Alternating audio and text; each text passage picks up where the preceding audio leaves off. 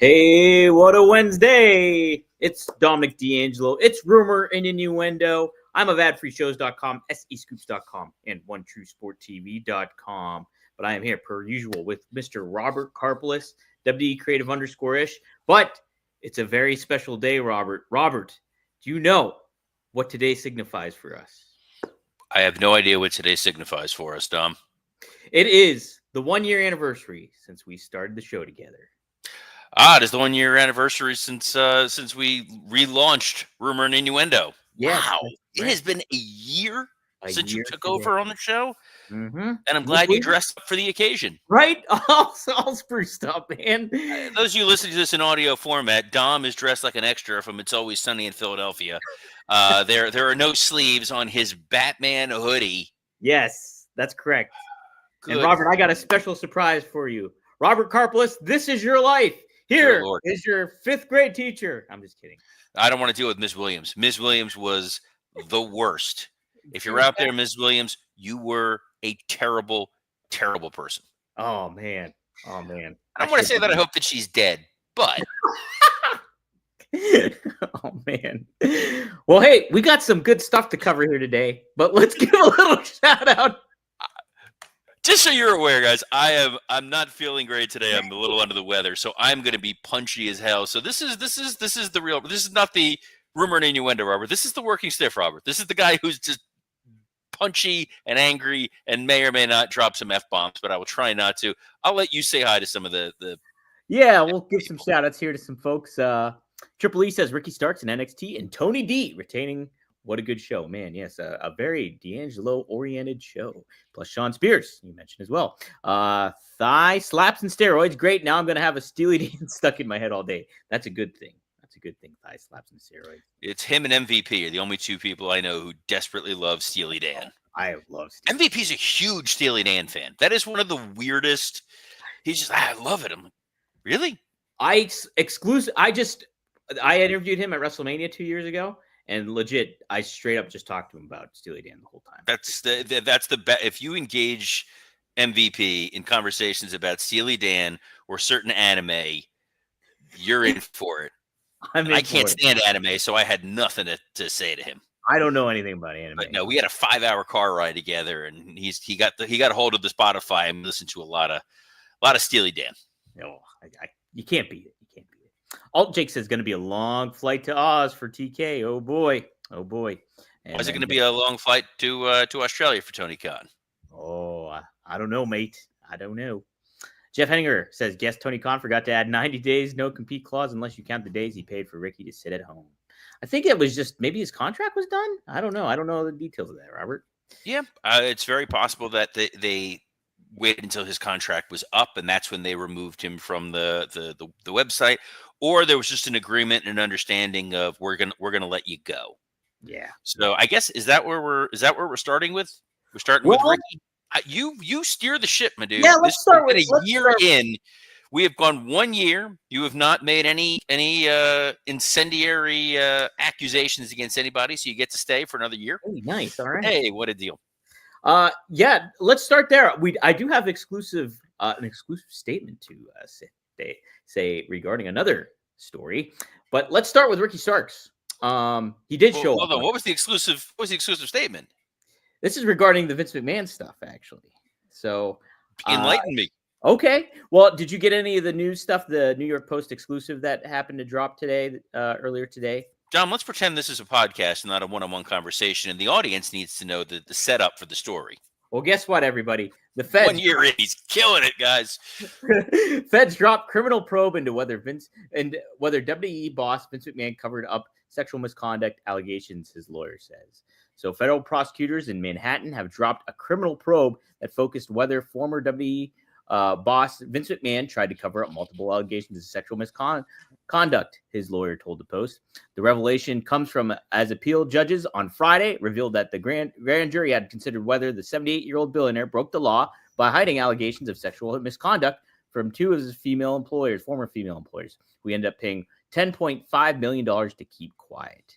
The ruling from a 3-judge panel does not name McMahon, but refers to the subject as an ongoing grand jury investigation considering whether a CEO engaged in a criminal scheme to circumvent the company's internal accounting controls and mislead the company. Auditors, in order to conceal multiple allegations of sexual misconduct raised against him by former company employees.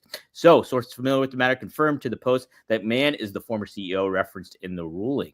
So, I did send this to Vince McMahon's marketing team and asked if they had a statement to issue or anything like that, and I did. I got a statement back, and it was from Vince McMahon's attorney, Robert W. Allen. So he says, we have been in consistent communication with the government and understand, with no ambiguity, that the investigation has definitively concluded and will not result in charges. So there we go, everybody.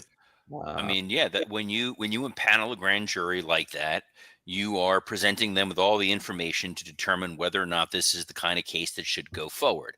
Sounds like in Manhattan they made that ruling. That grand jury said, no, we don't feel that there's enough for you guys to go forward with this investigation based on what they've discovered. I know there was another story involving one of McMahon's attorneys or former attorneys, I didn't see who it was, that supposedly did not turn over key pieces of information. This was not necessarily smoking gun information that they had. However, it was pertinent to whether or not McMahon intentionally failed to disclose these payments, which he's kind of owned up to. That yes, we paid these people with money that I should have paid personally.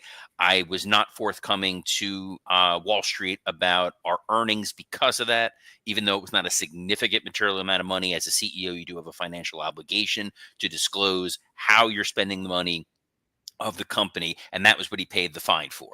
So the fact that they're not looking into any of the other charges is different from the Janelle Grant lawsuit herself. She is still potentially going to pursue, and I believe she is still pursuing her claim against Vince McMahon. That was not necessarily within the scope of what this investigation was, or if it was, they did not find anything for them to go forward with on federal charges. The speculation, the rumor, and innuendo for some folks is given the relationship that Vince has with Trump and the Trump administration, that there's a very strong possibility that they're easing off going after a Trump ally. Interesting. Yeah, that's another. But we'll see. I think that's that's a narrative some people want to lean on, and you're on rumor and innuendo, so that's going to happen. That's going to happen. Yep, that's the name of this game here. And Ricky Starks is ready to play a different type of game, and that's an NXT. Ricky Starks. No idea who that is. I did see a dude last night in the crowd in NXT. They gave this guy a microphone. He was in a white undershirt. He was walking around. Didn't say his name. Announcers didn't say his name. The clip on social media on WWE's own X account today did not identify him. So you're claiming that's Ricky Starks. I maintain, as I tweeted earlier, that could have been Danny Garcia. Well, it's kind of interesting because, they didn't name him at all. But, I mean, they didn't name Scott Hall at all when he showed up in WCW either. So, no, they didn't name Razor Ramon. Correct. That's true. That is true. So, I don't know. What do you think of this debut? It happened very suddenly. You were like Nostra Carpolis, we'll say, because that earlier that show you're trying to call me Nostradamus and somehow turn that into Nostra Carpolis. Yes, I did. Just want to clarify. Okay. I thought about that before the show. I wasn't sure if it was that or you were having a stroke. Maybe both. It's very possible. But see, I could have just done. And guys, speaking of stroke, you could have. You want to? But Go no, ahead. no. I want to get the Ricky Starks nonsense out of the way. Okay. What? So he debuted. We said yesterday, without having any knowledge of what was going to happen last night, that it seemed more likely than not, if WWE was going to get Ricky Starks, that they would put him on NXT, and they did. His debut highlighted all the reasons why Ricky Starks should be on NXT and not WWE. The way they presented him in the crowd, it was a surprising moment, which was good. But when you saw him standing next to the audience, he did very much kind of feel like a guy. There didn't seem like there was this particularly magical, you can't take your eyes off of him kind of person. It also didn't help. There was a dude sitting next to him, a larger gentleman with no hair, who was busy on his phone, ignoring Ricky Starks. while Ricky was talking. Starks' promo was okay. He was waiting for that crowd to, I think, respond a little bigger than they did, and they started chanting Ricky Starks, but it felt very generic. It was more to create the ripple effect today than I think it was in the moment. It was oh man, did you see Ricky Starks was on NXT, and not, did you hear what Ricky Starks had to say on NXT? Yeah, I think if it was a bigger crowd, you had a bigger arena, it might have had a little bit more significance and feel to it. I think you kind of run a gamble. You take a roll of the dice when it's in the Capitol Wrestling Center because you have these fans that are so accustomed to being there. So, like, what kind of reaction are you going to get? And sometimes it's rowdy, and a lot of times it's okay, part of the course. I always feel like a debut or something like that unexpected should kind of happen in the ring. Like, it just, there's a reason there's lights on there and everything to that effect. I don't know. I feel but I think in this one they were trying to go for that Scott Hall feel a little bit. Oh my God, where did he come from? It's Ricky Starks. You know who I am, but you don't know why I'm here. That's fine. But him doing his goofy Michael Jackson pose while standing in the crowd of people, I kind of just laughed out loud. I love the Michael Jackson pose. I love it. That was that was awful. Okay. That was clunky and awkward. And guys, hey, if you're feeling clunky and awkward, we got to talk to you about our friends at Blue Chew. That's right. Have better sex with Blue Chew. Blue Chew is the original brand offering chewable tablets. These erection-enhancing tablets help men achieve stronger, harder, and longer-lasting erections for sexual activity. Blue Chew is putting its money where its mouth is and offering you a month free. Process is simple. Sign up at BlueChew.com, consult with one of their licensed medical providers, and once you are approved, you'll receive your prescription within days. Blue Chew tablets are made in the USA and prepared and shipped directly to your door. You can take them anytime, day or night, so you can plan ahead or be ready whenever an opportunity arises. Best part, it's all done online. No visits to the doctor's office, no awkward conversations, and no waiting in line at the pharmacy. Nobody knew what the hell to call Ricky Starks last night, but if you want your gal yelling your name definitively, make life easier by getting harder and discover your options at BlueChew.com.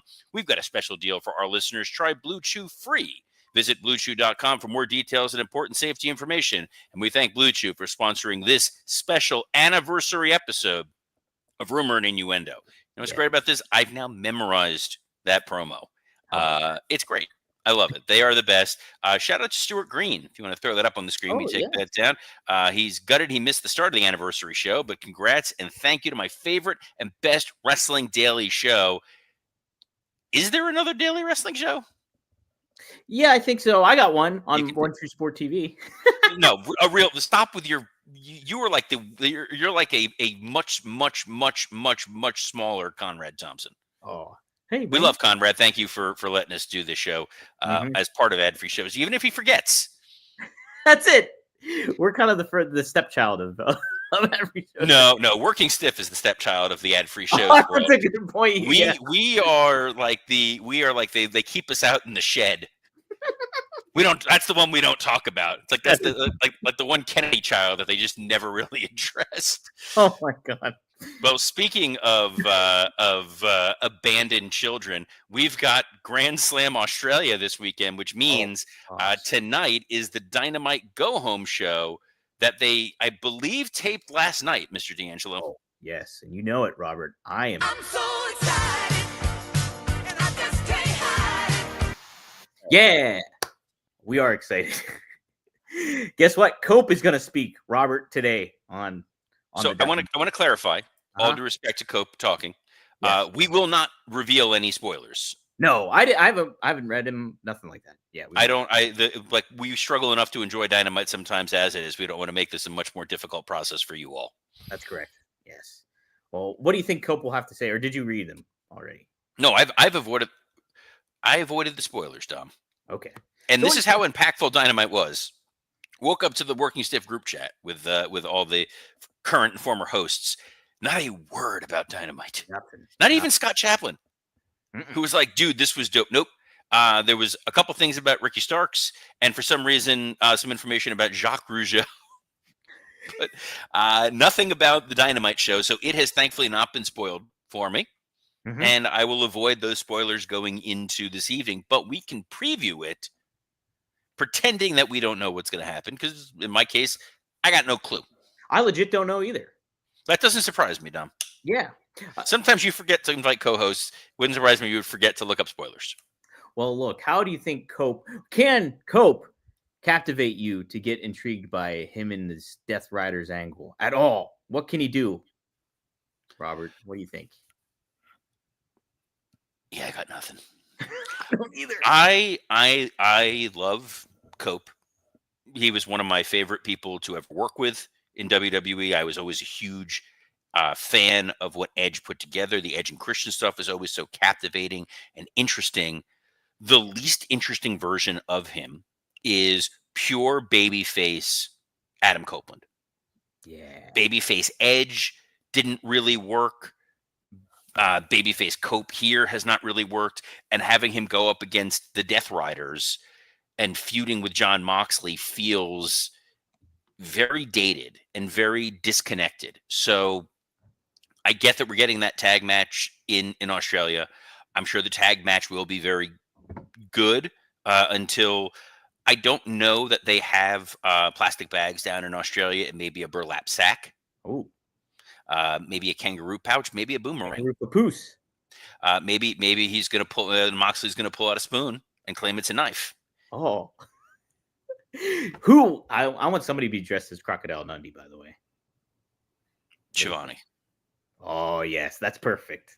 That's perfect. Hey, what might be perfect is MJF taking on Dustin Rhodes. I'm kind of intrigued by this matchup, Robert. Even though it's like a match that is set for Jeff Jarrett, right? They're building towards Jeff Jarrett instead of Dustin. But I like last week, Dustin's promo I thought was great.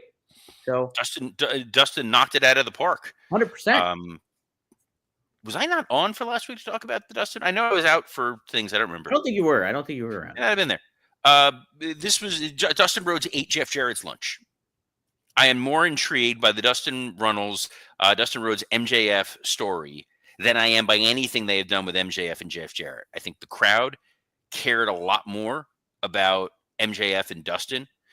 They bought into the idea that Dustin is the last of his kind, the last of his breed, whatever he had said a week ago. They treated him like a proper legend, and they want to see him knock MJF's block off, whereas Jarrett was significantly less successful. So I would imagine this should be quite a good match. Yeah, I'm intrigued to see what unfolds on there. I think the guys will have a pretty darn good dynamic with one another. Yeah, like Dustin, he speaks with conviction.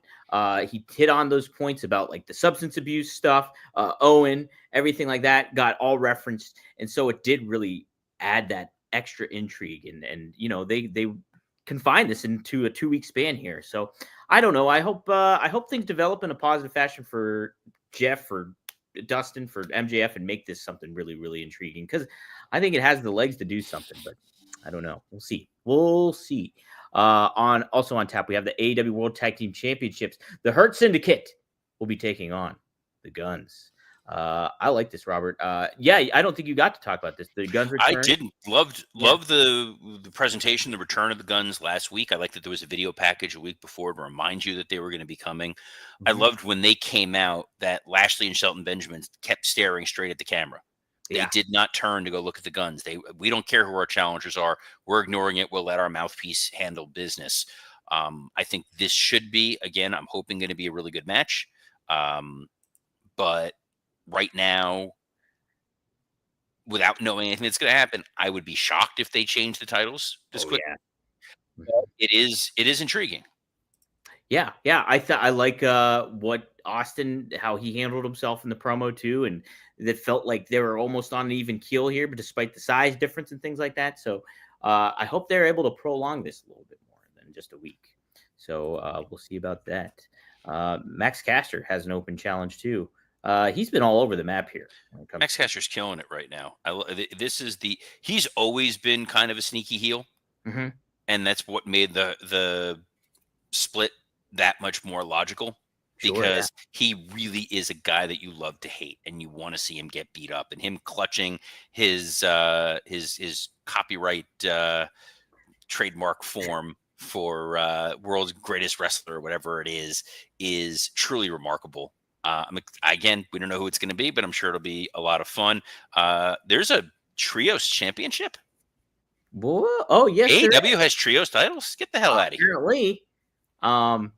Yeah, the United Kingdom apparently holds them, right? It's Adam Cole, Cal O'Reilly, and Roderick Strong taking on our favorite faction, pro wrestling's favorite faction in the Death Rider. Here's why I love you for so Uh-huh. many reasons. Number one, it's the Undisputed Kingdom, not the United Kingdom. Number two, the Death Riders are the trios champions. Oh, are they? See? Oh, well, see, how do you know that? How do I know that? Because whenever I point out to a friend of the show, Scott Chaplin, that they will show graphics of these guys with their belts that never get defended and barely ever get mentioned. And he's like, well, they're the trio champions. It's like, get the hell out of town. What? Yeah. It took me forever. Honestly, Robert, it took me forever to remember who the TNT champion was. Like on AEW. I could not. It's right? Konosuke Takeshita, right? No. Nope. Who the hell's the TNT champion? It is Danny Garcia, Robert. Get the hell out of here. Yes. I'm so excited. You know what it is? It's because it's lunchtime. Brain's not functioning. The good news is when we're done, I'm going to open up the fridge and I'm going to fire up a Factor. Oh, yes. And guys, are you ready to optimize your nutrition this year? Factor has chef-made gourmet meals that make eating well easy. They're dietitian approved and ready to heat and eat in 2 minutes, so you can fuel right and feel great no matter what life throws at you. Factor arrives fresh and fully prepared, perfect for any activity or busy lifestyle. You can lose up to 8 pounds in 8 weeks with Factor Keto meals. Based on a randomized controlled clinical trial with Factor Keto, results will vary depending on diet and exercise, but Factor can help you feel your best all day long with wholesome smoothies, breakfast, grab-and-go snacks, and more add-ons. You're going to remember who the TNT champion is. You're going to remember the entire TNT lineage. You're going to be fired up. You're going to have all these nutrients. You're going to eat smart with Factor, and you can get started at factormeals.com/rumor50off and use code rumor50off to get 50% off your first box plus free shipping. That's code rumor50off at factormeals.com/rumor50off and get 50% off plus free shipping with your first box. How about that? I love Factor. Big fan of them. And yes, definitely use that promo code rumor50off and get the discount. What else we got on tap here for Megan Bain? Will be in action. She is officially a part of AEW now. I am not familiar with her work. I didn't get to see her actually debut. Oh, she has what we will call the it factor. How about that? Somehow, so she's on this show. Penelope Ford's on this show. You know what they both have in common? What? Both have been in relationships with Mr. Joey Janela. Is that true? Really? Megan Bain apparently is currently dating Mr. Janela, which, man, that's... he's a hot commodity, huh? He's a good dude. I enjoy him. I had a good time working with him. Good for him, man. He must climb her like a redwood. Anyway, Megan Bain has a superstar look. She has a superstar feel. I think that she's someone who can really contribute, which means in 3 to 6 months, she'll just won't be on TV anymore. Remember how great Camille was? Who? Exactly. They put her in the Wardlow box. Oh my God. This is like the Vortex. It's like the Superman. Is it Superman 2 where they have the thing at the, yes. Yeah. Yes. Kneel before Zod. That's right. Oh my gosh. Anyway, yes. So there's that. There's Chris Statlander versus Penelope Ford, which Penelope Ford's very good. Chris Statlander's excellent. She had one of the matches of the year, and then they just kind of didn't really use her. And it's like you look at what happened on Raw with how well they spotlit whatever a number of the female talent, and then you see the talent that AEW has in their women's division, and then it's just sparse at best. But they're going to head on over to Australia, where the Australians are super happy for this show. I mean, they are buzzing, Dom. They love that this went from a huge stadium to a small arena, but didn't adjust ticket prices. They love that people who booked packages to be staying near the stadium are now not staying near the arena. It's going to be a home run across the board. It is going to be a one-of-a-kind experience. And speaking of one-of-a-kind. Speaking of Robert, yes, I do a show with Rob Van Dam. That is called One of a Kind with RVD. And we went live last week with Devon Dudley, and the episode is up now. You can check out rvdtv.com, cover some good ground on there. And tomorrow, tune in live, 9:15 p.m. Eastern Standard Time. Rob and I will go live once again, and you can join in, ask some questions. We're a very interactive show. It's always a blast, so be sure to check it out. And hey, you can also check out Straight Talk with the Boss, Magnum TA, Greg Gagne. New episode was recorded yesterday and will drop everywhere tomorrow on 4horsemanetwork.com. And just type in 4 Horseman Network on your podcast feed. You can get that. You can get the newest episode of Arn, which dropped this morning. So check them both out. And Robert, you and Scott are sure to record a Working Stiff episode coming up after the Dynamite, huh? Yeah, well, Scott and I will record tomorrow. That'll get posted tomorrow, Dom. It'll get posted tomorrow, Dom. It'll get posted tomorrow, Dom. Working Stiff available wherever you get your podcasts. The same place you can get the audio version of Rumor and Innuendo. We've been a duo here going a year strong.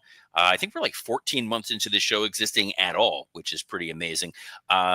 You know what? Good times any to tell you, do us a favor. Go on the Spotify, go on the iTunes, throw up a 5-star review, help the algorithm a little bit. We'd love to be able to help the audience grow so there can be more rumor and innuendoins. Innuendites. Well, yeah, sure. So you can catch us here every Monday through Friday at noon Eastern on a plethora of platforms, including the WW Creative _ish X account, the @Dominic D'Angelo X account, the @SE Scoops X account, and on YouTube. Rumor and Innuendo, Working Stiff, and ad-free shows. So on behalf of my hetero life mate, Dominic D'Angelo, I'm Robert Karpelis. Best of luck in your future endeavors. Happy 1-year anniversary. And yes, the revolution will be televised.